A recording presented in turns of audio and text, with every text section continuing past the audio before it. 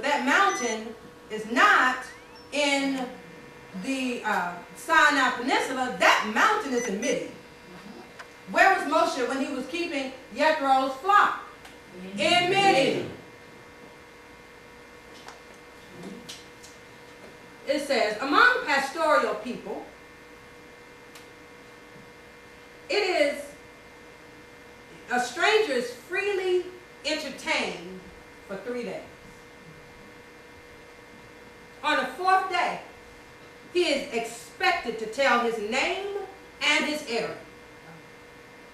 And if he prolongs his stay after that time, he must set his hand to work in some way, as may be agreed upon. A similar rule obtained in Laban's establishment, and the wages for which his nephew engaged to continue in his employment was the hand of Rachel. Because in the next verse, verse 15, Laban said to Yaakov, because you are my kinsman, should you therefore serve me for nothing? Yaakov had been there for a month. He had been there for a month. It tells us that in verse 14. Did I skip it? No. Let me back up. I'm sorry. Let me just back up to 13. How about that? When Laban heard the news about his sister's son, Yaakov, he ran to meet him. He embraced him and kissed him and brought him to his house. And Yaakov told Laban all these things. And Laban said to him, surely you are my bone and my flesh. And he stayed with him a month. Stayed with him for 30 days. So now, during this 30-day stay, he was not idle. Yaakov was already working. He was working for Laban, probably tending his flock. Tending his flock. It says, then Laban said to Yaakov, because you are my kinsman, should you therefore serve me for nothing? 3 days, you can stay, stranger, and we're going to be hospitable to you. On that 4th day, you had better get to telling me your name and your purpose for being here. My aunt has a distant cousin of ours. Showed up at her house to visit, but she brought her luggage with her. She's been there ever since. Nobody invited her to live there. She's not assisting them in, the bills in any way. And she's causing so much confusion in my aunt's house. Why? Because you have the stranger who shows up and stays longer than and doesn't work, but they use up your electricity and water and your toiletries and your food and your everything, but they're not bringing anything in. No. In pastoral time, a stranger could stay 3 days. On the 4th day, I need to know why you're here. And if you're going to be here, we need to work out some arrangement on how you are going to pay for your keep, your stay. And so, verse 16, now Laban had 2 daughters, the name of the elder, Leah, the name of the younger, Rachel. Leah's eyes were lovely, and Rachel was graceful and beautiful. And Yaakov loved Rachel, so he said, I will serve you 7 years for your younger daughter, Rachel. 7 years. Yaakov is working during this month. He's prospering Laban's flock. Now, Laban's already prosperous. He's not a poor man. But the work that Yaakov was doing was a benefit to Laban. Laban said, I wouldn't give it to anybody else. That's what he says in the next verse. Laban said, verse 19, it's better that I give her to you than that I should give her to any other man. Stay with me. It's almost like when they talked about the story, I don't know what document it comes from, about the Ark of the Covenant. And it says, as long as it was in Ophaniah's house, Obed-Edom's house, he prospered. prosper. As long as Yaakov was working for Laban, Laban's no fool. He sees that. He said 30 days to observe this thing. As long as Yaakov is there, then Laban continues to prosper. So he says, I'm not going to give it to anybody, just stay with me. Stay with me. So Yaakov served 7 years for Rachel, and they seemed to him but a few days because of the love that he had for her. What is the significance? Does anybody know of or think that there is a significance of him working for 7 years? I thought it was the 7 years that he was working there, like I said, working for the diver that he was supposed to brought for her. And that's why he was working that off and everything else, and plus he getting paid proper for part of the land, or part of the inheritance for her, for her being his wife, to be able to pay him for everything that we wanted. Okay. But why 7 years? Why not 3? I worked for you for a year, and then you let me have my wife. Why 7 years? First of all, that's a long time. That's a long time. You have to go through it, and then 8 years you leave, that's completion. Okay, I like that.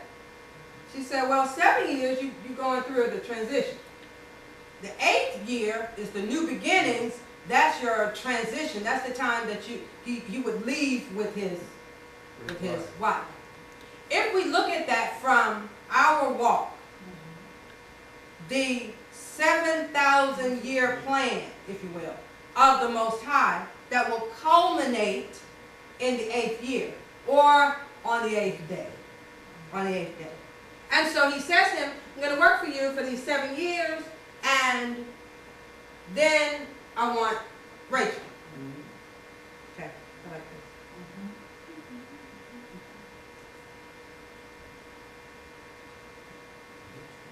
Hold on.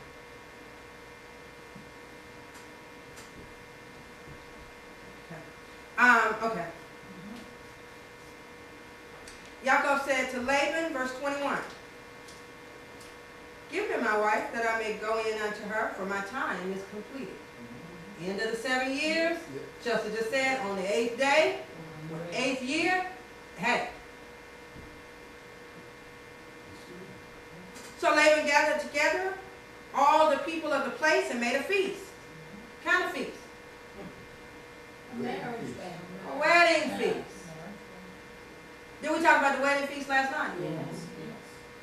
He made a wedding feast. So, but in the evening, verse 23, he took his daughter Leah and brought her to Yaakov. And he went in to her. In parentheses, it says, Laban gave his maid Zilpah to his daughter Leah to be her handmaid. As I said, he was not a poor man. So he gives the daughter, and he gives the daughter a handmaid. Verse 25, when the morning came, it was Leah. And Yaakov said to Laban, what is this you have done to me? Doesn't that question sound familiar? Yeah. That sounds real familiar to me. It's the same thing that the Pharaoh asked Abram, it said, when he said Sarah was his sister, and so he takes this woman, I'm going to make her my wife. He said, what have you done to me? Yitzhak went through the exact same thing. That's what the story tells us. I personally believe it only happened once, but that's my personal thing. But he said the same thing. What have you done to me? Now let's look at this.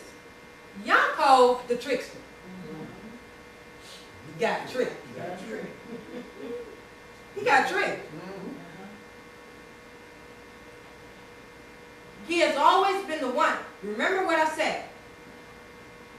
Rachel said to him, Rachel said to him, my father is a cunning man. Yaakov said, don't worry, I'm smarter than him. I'm more cunning than he is.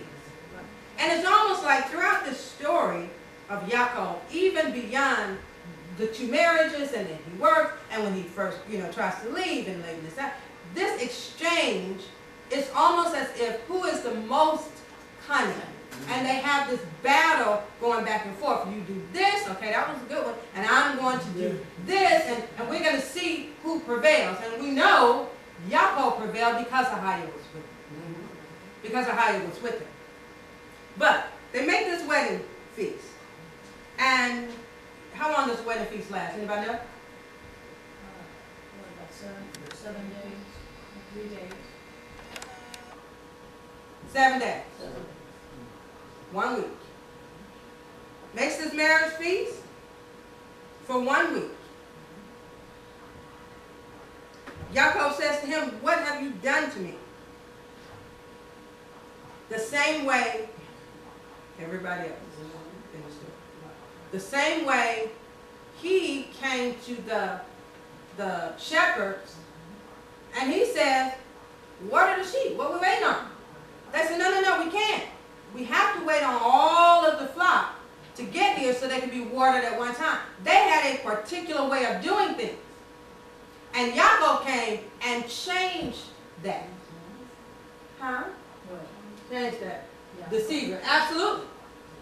The deceiver got deceived. I meant got deceived. Not was. The trickster got tricked.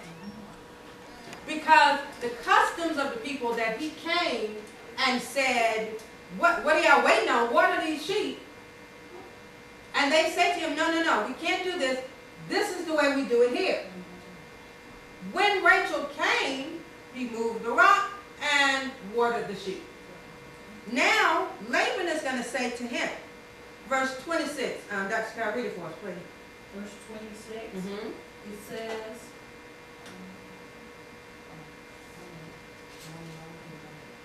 verse 26, and it says, Laban said, this is not done in our country, giving the younger before the firstborn.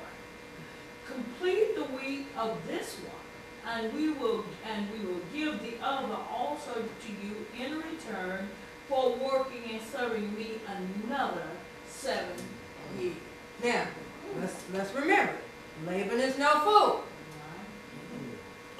Laban ran and met him and greeted him with a kiss when he first got there. And Yaakov told him his sob story about what had happened to him. And Laban said, you are a bone of my bone and flesh of my flesh. You're my kinsman. I love you. The kiss of death, if you will, he gave to him.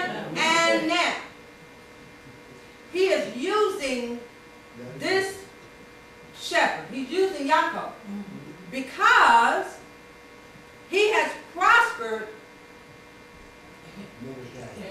abundantly over this 7-year period.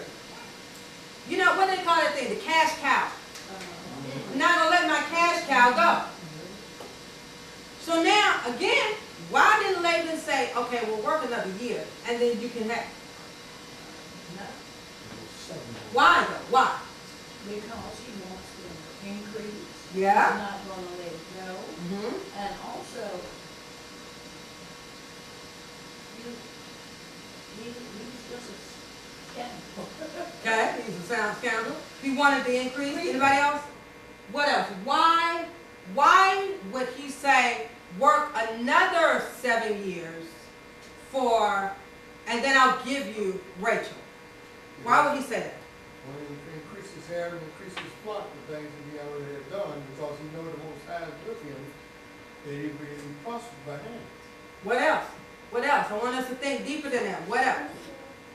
Or think further than that. 7 times 7. That's what I always say. She just said, don't you always say 7 times 7? No. Listen. If I'm a sister, you work 7 years for my sister, you're going to work anything less for me? It would diminish the value of the woman. You see? It would diminish the value of the woman. So if you work 7 years for one, you have to work 7 years for the other. You think they had problems. Oh my.